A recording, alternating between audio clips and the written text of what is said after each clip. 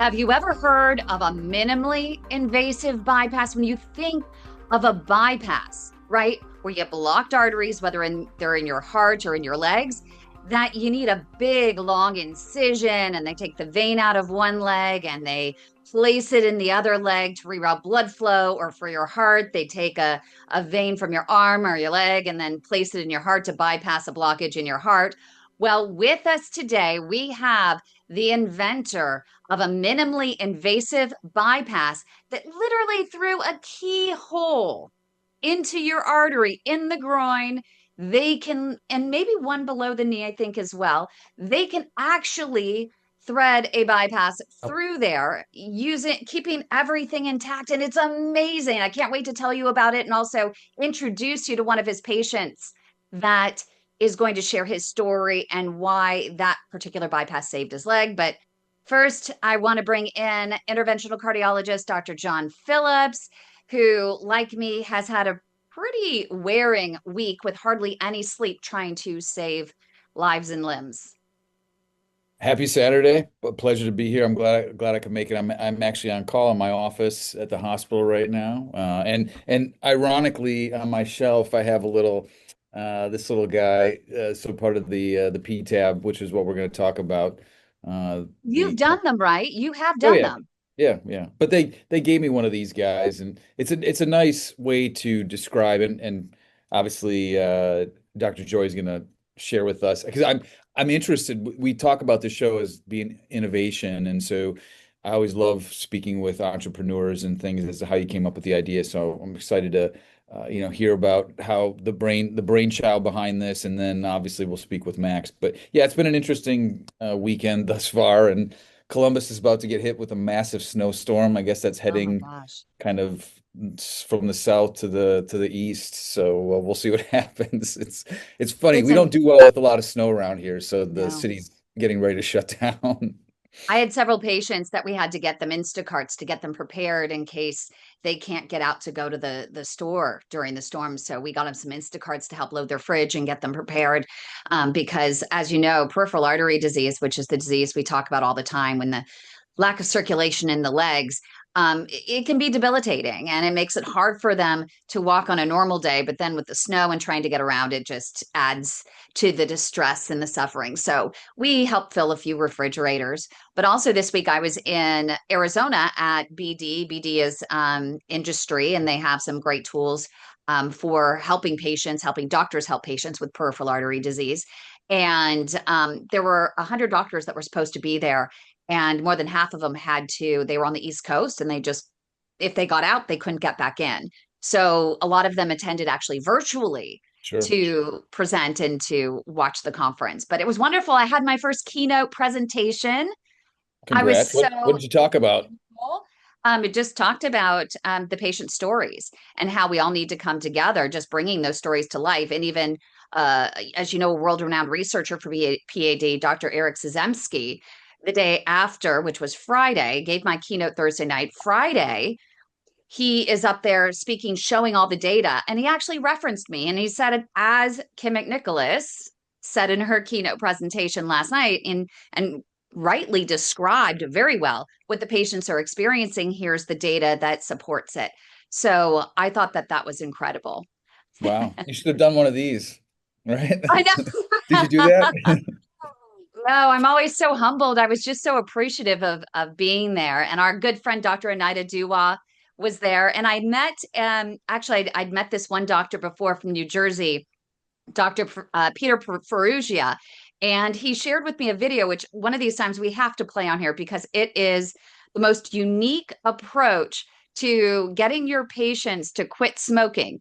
He said he tells his patients so I filmed him doing this. He tells his patients to fill a backpack with all kinds of small water bottles, the smallest water bottles. And every single time you have the craving to smoke, he wants you to take a bottle out of your backpack and he wants you to suck it down and he wants you to keep that water bottle pursed to your lips for the 3 minutes because he says the addiction supposedly or the craving is statistically like for 3 minutes. And he says, do this for 4 days. And he said, by the third day, you're going to be cursing his name. Your back's going to hurt. But by the fourth day, he said, I swear my patients tell me they no longer want to smoke.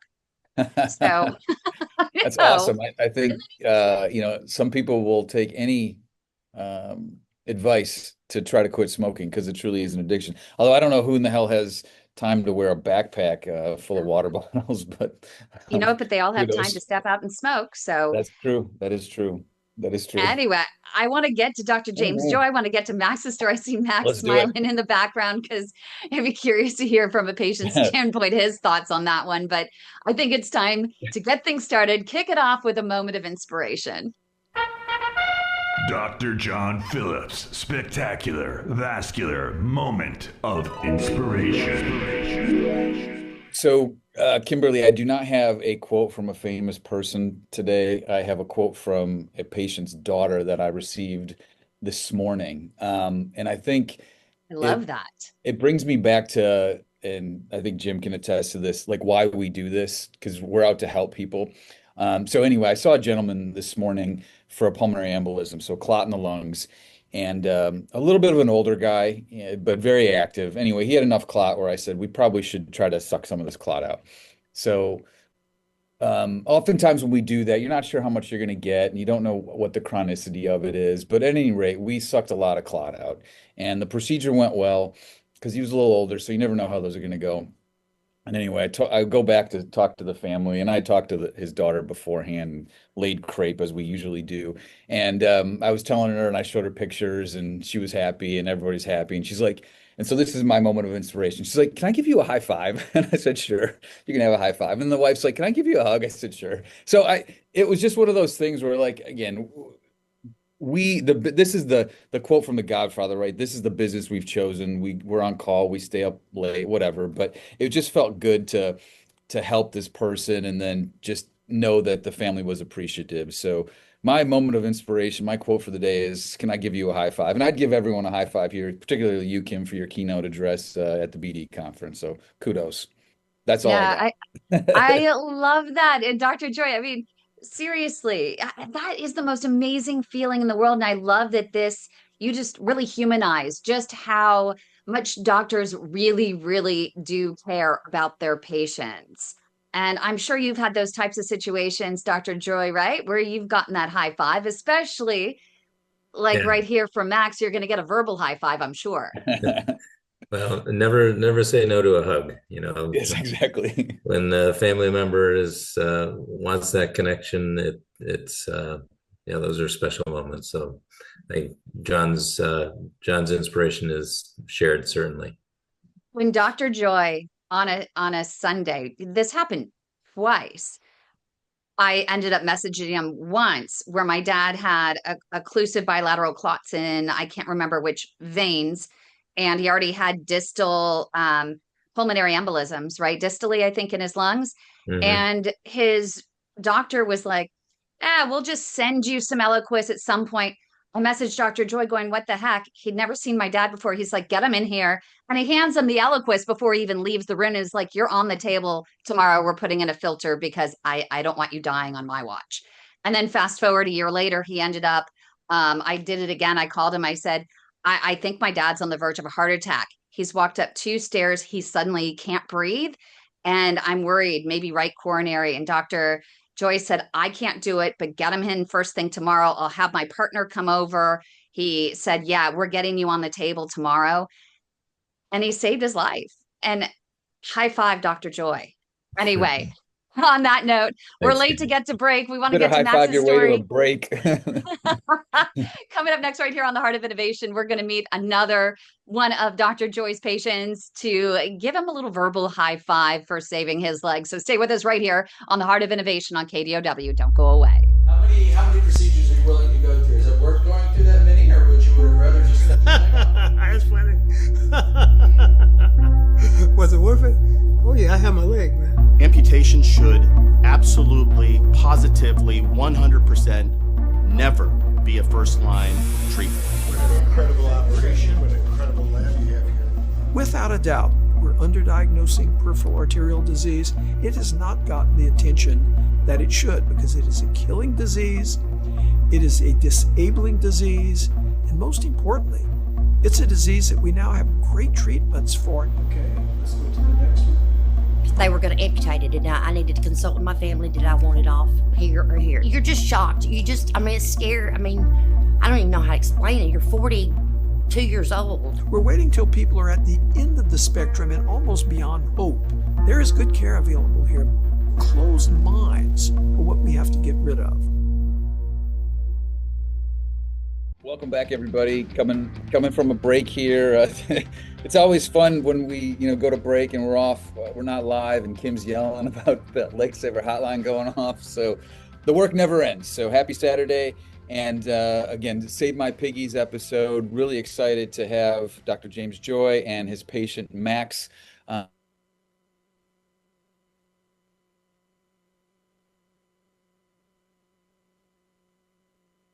Kind of fold in how you and Dr. Joy connected, and then ultimately how he reconnected your arteries.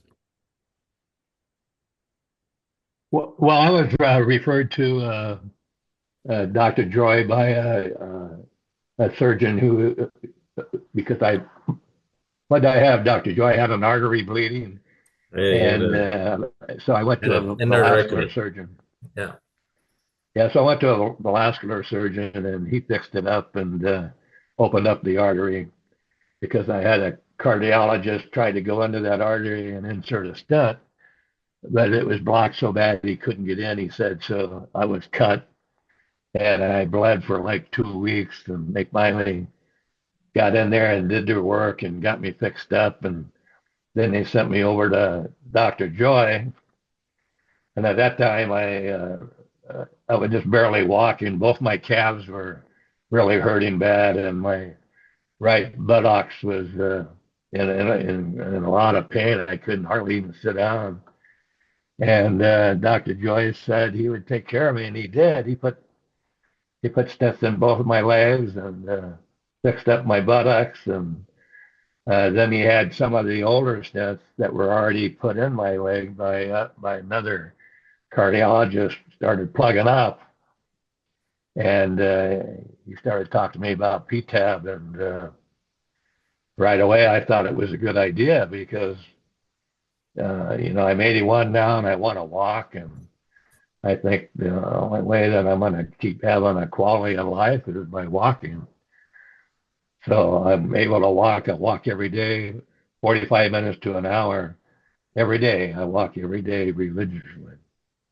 And when it's raining, I walk in a parking garage over at Hartnell College, which is not too far from me. But I don't know, Dr. Joy, did I miss anything?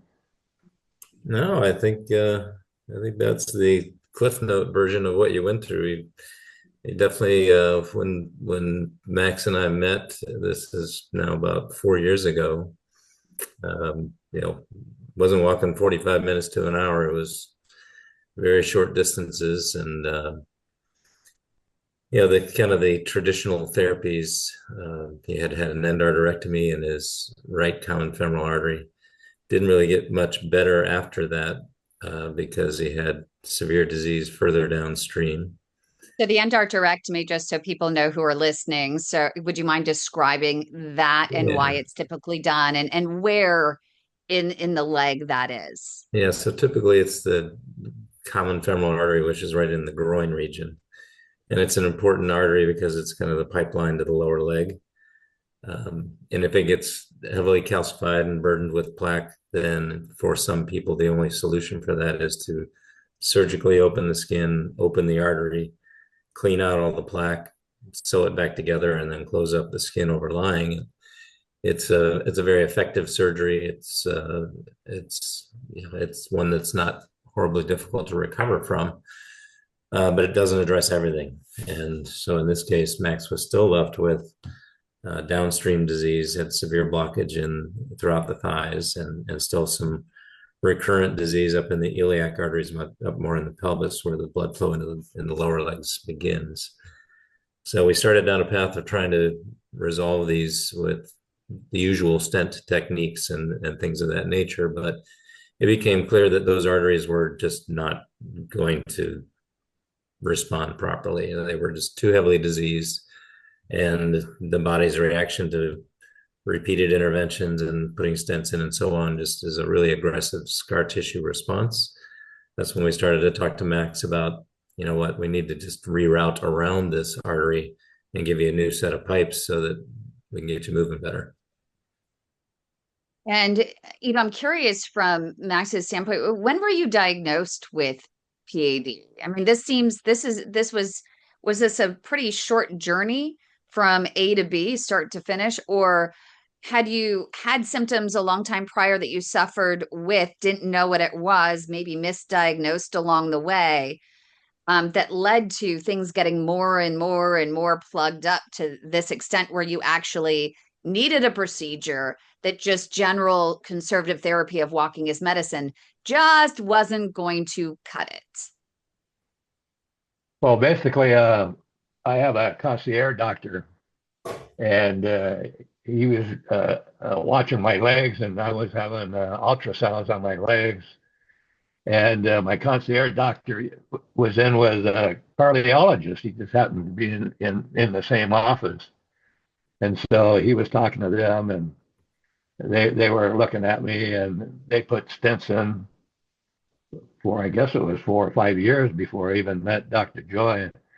And I guess they weren't following up on it properly. Maybe I wasn't doing ultrasounds probably like every other year. I was doing ultrasounds. I probably should have been doing them sooner. So you think maybe it was about... everything got worse. So was it during COVID that you were diagnosed with this? No, or it was before. It was before COVID. Yeah. Okay, like 2015 or something like that, 2016? Yeah, at least. Yeah, okay. It's probably like 2010, probably. And you were experiencing leg cramps, which led to the ultrasounds, or was he just doing it standard? I would imagine you had symptoms. Oh, yeah, I definitely had leg cramps. I play golf a lot. Matter of fact, I'm a part owner of a golf course in Salinas. And when I started walking up hills, my leg would cramp up my leg. I could feel it. And sometimes I'd have to stop. But I started noticing it years ago because I was playing golf and when I was walking. And I always walked as a hobby, kind of like a hobby, But it seems like you were a pretty active guy. So you might think, oh my goodness, how in the world do I have this disease? What were your risk factors? Did you have a history of smoking, diabetes, autoimmune conditions, heart disease? Well, I probably have all that. I had a history of smoking I'm 81, and I quit smoking like 17 years ago. So I started smoking in high school. Back then we were just dumb, didn't know any better. And so I just went on the whole way. And I know they talk about lung cancer right back then, but they don't talk about, peripheral artery disease. I just recently saw the first commercial from the Centers for Disease Control, actually with their commercial on how smoking causes PAD. I wish it was out many years ago. But coming up next right here on The Heart of Innovation, we'll have more with Max and Dr. Joy. So stay with us right here on KDOW. Don't go away. Your type of condition is called critical limb ischemia. It's the most advanced form of PAD or peripheral arterial disease. Every 4 minutes, there is an amputation in this country due to PAD and diabetes. We also know that 85% of these amputations are preventable with early intervention. It's a flip of the coin. Patient prognosis is tied to whether or not they are referred to a true expert in the management of peripheral arterial disease. Do you know if your physician is an experienced CLI operator?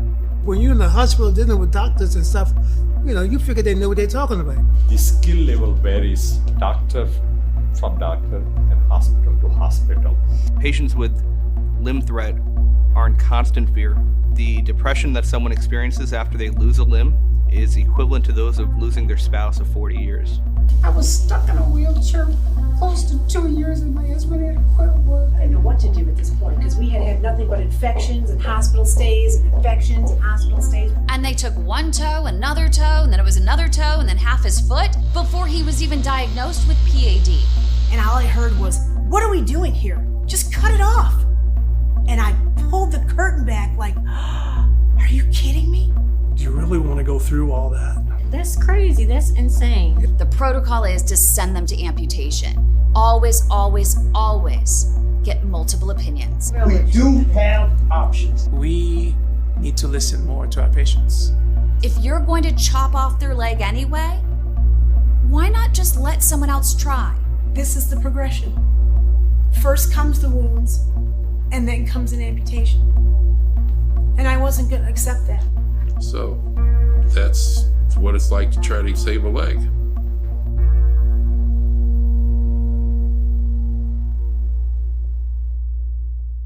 Welcome back, everybody. Thanks for joining us. So, Max, before we went to break, you mentioned that you have a concierge physician. I assume that's a primary care physician that, for our viewers that aren't familiar with that kind of process or term, as I understand it, and Max, please enlighten me, but you pay out of pocket for their services to some degree. I know we have several in the Columbus area, and I know several of them, and they typically have smaller patient loads.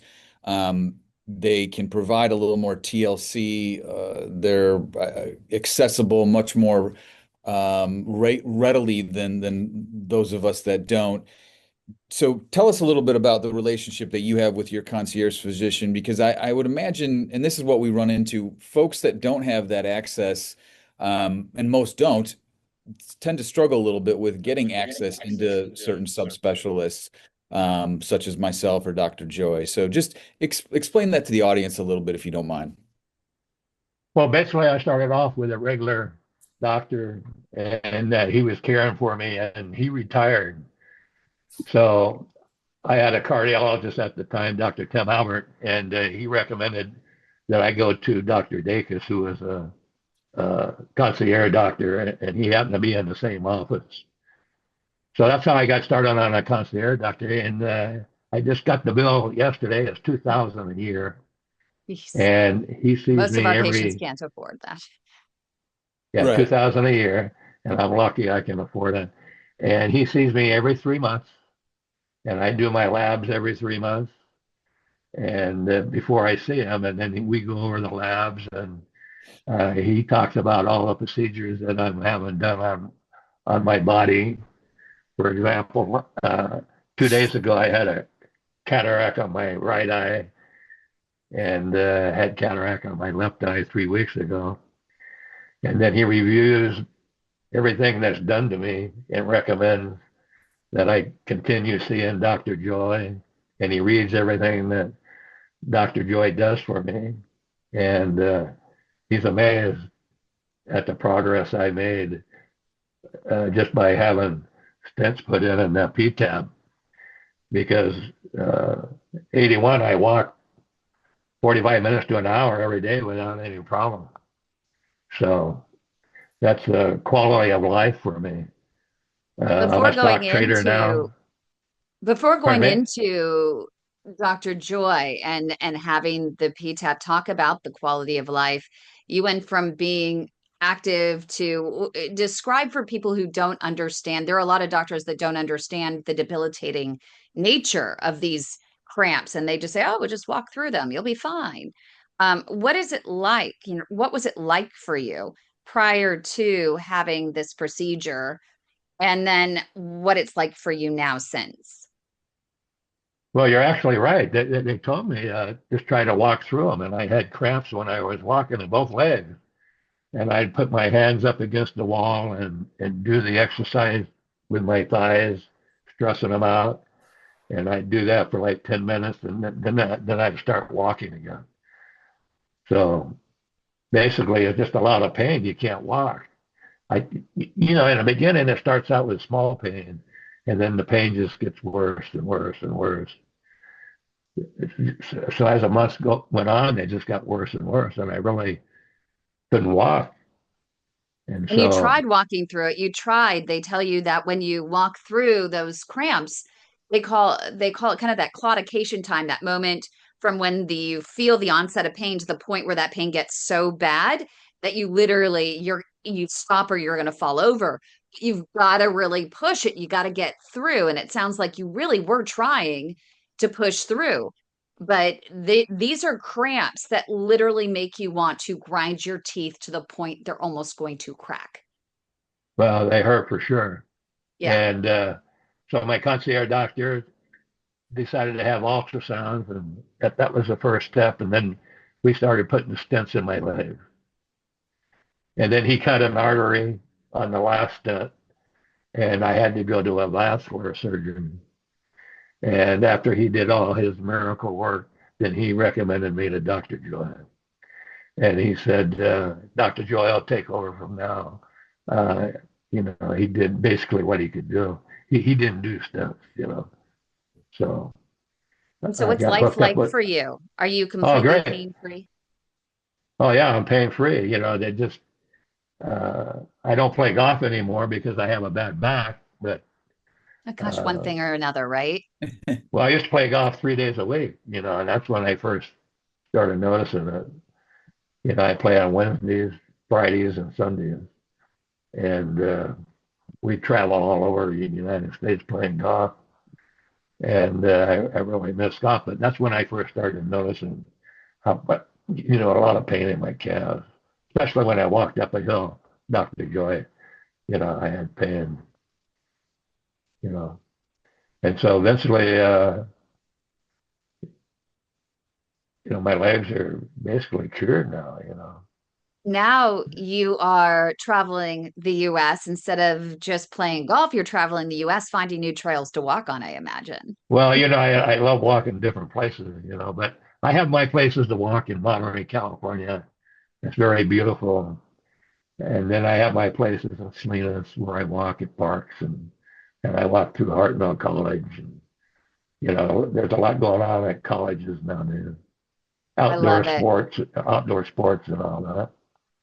We're coming up next right here on the Heart of Innovation. We're going to hear more of Max's story as well as from Dr. Joy, both Dr. Joy and Dr. Phillips. So blessed to have them here because they're both sitting and on call, waiting to save those piggies as well as those lives. So we appreciate all they do, being here as well as being on call for anyone who needs them at hospitals near them. So stay with us right here on the Heart of Innovation. We'll be back in just a moment. Don't go away. We had a patient that came in. He was, they said he had no pulses. Young graduate student from Korea had flown in. And I'm scanning, they ordered an arterial left. So I'm scanning his leg and the arteries, are fine, but there's no plaque. He's a young man. And the velocities are going down, down, and down. So I got to his pop and I looked. Well, he occluded his entire venous system.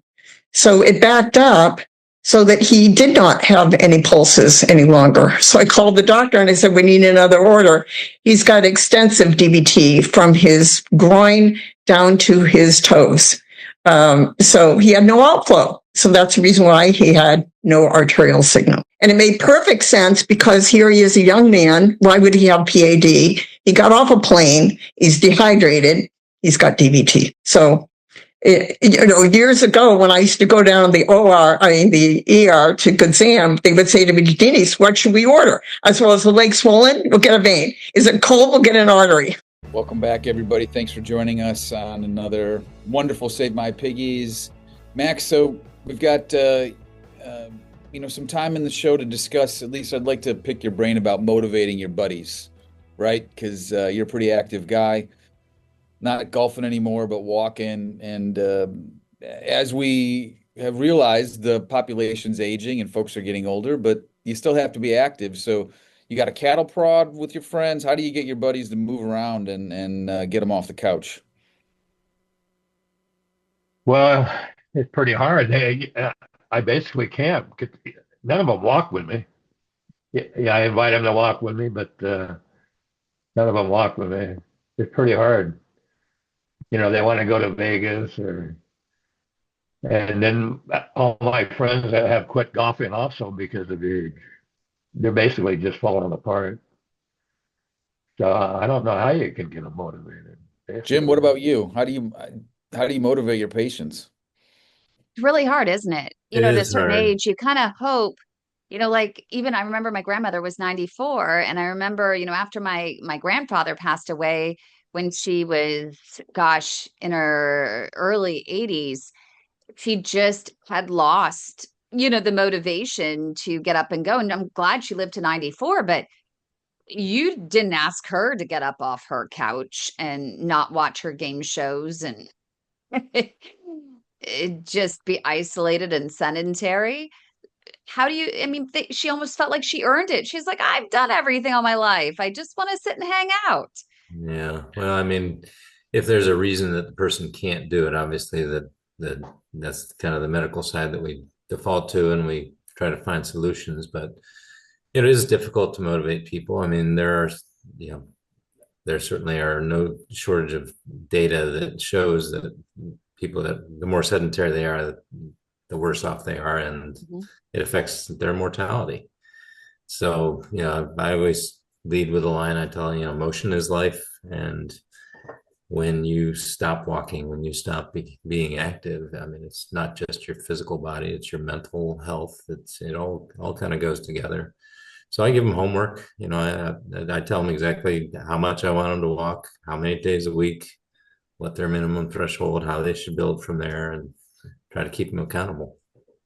And every patient is different, right? There's no standard. You have to work with where they are and guide them where you want them to be. Yeah, some of them, it's just a matter of getting, I have them. All right, so you're to the point where you're in the couch. Now you're going to lose the strength in your hip flexors and you're a fall risk. While you're sitting there in the couch watching your television show, every time a commercial comes on, I want you to stand up 5 times. Just simple stuff. Just keep moving.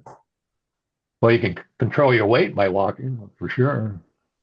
For certain. And I tell them when we go they want me to go to Las Vegas with them, but I don't go there anymore. But I'd like to go just to walk around and look at all the people. I'd like to walk around and see all the casinos. I mean, that would be fun.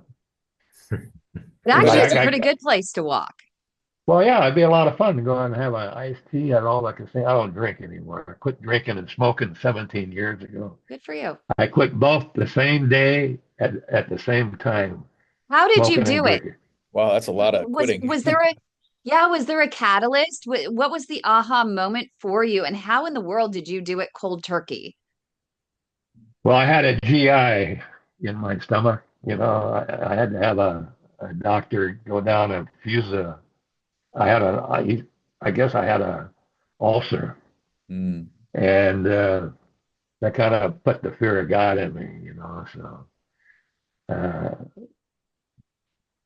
I just quit smoking and drinking. I could tell it was just tearing me apart. I was never a good drinker, and I was never a good smoker, because every time I had a drink, I had to have a cigarette. I had to have a beer or something. So, and then after we golfed, we always had beers and rum and cokes or something. And then by the end of the night, you'd always drink too much. It's kind of interesting that you decided to quit both those vices, because I have a lot of patients who will tell me, doc, I've smoked since I was 16. I'm not going to quit now. And, Jim, I don't know about you. Despite smoking and knowing what it does to the vessels, and I think it leads to, re-narrowing of the vessels, even if we treat them, I still help treat these folks, right? Some people don't. But yeah. I do really find it honorable that, again, we're all accountable, but you said, hey, I'm going to make some changes, even in your, mid-60s. And, look at you now, 81 and healthy and ambulating and active. Well, I just thought of something. I remember Dr. Tim Albert. He said, I don't really take new patients, but I'm taking you as a patient, and I want you to consider me as a coach. I'm your coach, and I want you to do what I tell you to do. And first off, I want you to quit smoking and drinking. And if you don't quit smoking and drinking, I'm not going to take you as a patient. And he actually told me that. And that's when I decided. I forgot to tell Dr. Joy that, but that's true. I just thought about that. So he read me the riot act, you I know. guess so. Threatening So- works. It's Dr. surprising. John, it's what you say all the time. You always say that you're you're kind of He said he was that my coach. coach. He said, I'm your coach, and Yeah. you're not going to make the team if you don't quit smoking and drinking. I'm Yeah, going to no, drop you. I'm yep. going to drop you from the team. Yep. That's what he told me. Yeah, so many docs don't make those statements. You know, they've got a patient in front of them, and they don't take the opportunity to compel them to quit. But I'm always surprised. You know, 100 people come in that smoke, and you give them the same religious talk, and you know, here's what it does, here's why you got to do it, you want to live for your kids, et cetera, et cetera. And the percentage hit rate is not ideal, but it's always surprising to me when they come back and they tell me, you told me this, and it helped me or it made me. And so it's great feedback loop for us, John, because Yeah, you can fatigue of all day long seeing patients that won't make substantive changes in their behavior. Yeah, I'll never forget. I know we've got to go to break. So coming up on our next segment, stay with us. We'll be right back. When your sugar runs high, it's more than a sign. Diabetes creeping in, it's a dangerous line. Pre-diabetes too, don't think it's too light. It can lead to PATS, so start the fight. Sugar's sweet, but the cost is real. High blood sugar makes your arteries feel clogged. Slow flow, it's a ticking time bomb. Catch it early, stay strong, and keep your legs on. Sugar's not so sweet when your leg is in pain. Not controlling sugar is where peripheral artery disease sets in. Got sugar? Get checked. Don't wait too late. Save your legs, save your life. Take control of your fate. Leg pain, cold feet, neuropathy too. These are signs diabetes caught you. High sugar's the link where circulation and pain left untreated. Your leg might end in flame.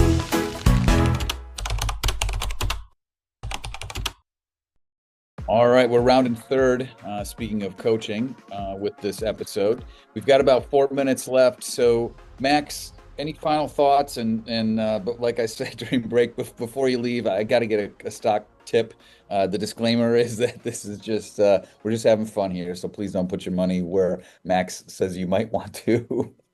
Well, hey, right now everything's so high in the markets, and the stock market right now is very nervous. I've been doing this for 42 years. Stock market's very nervous. Everything keeps making new highs and falling back a little bit. But here's a stock for you, Doc. All right. TII. They're a graphite miner.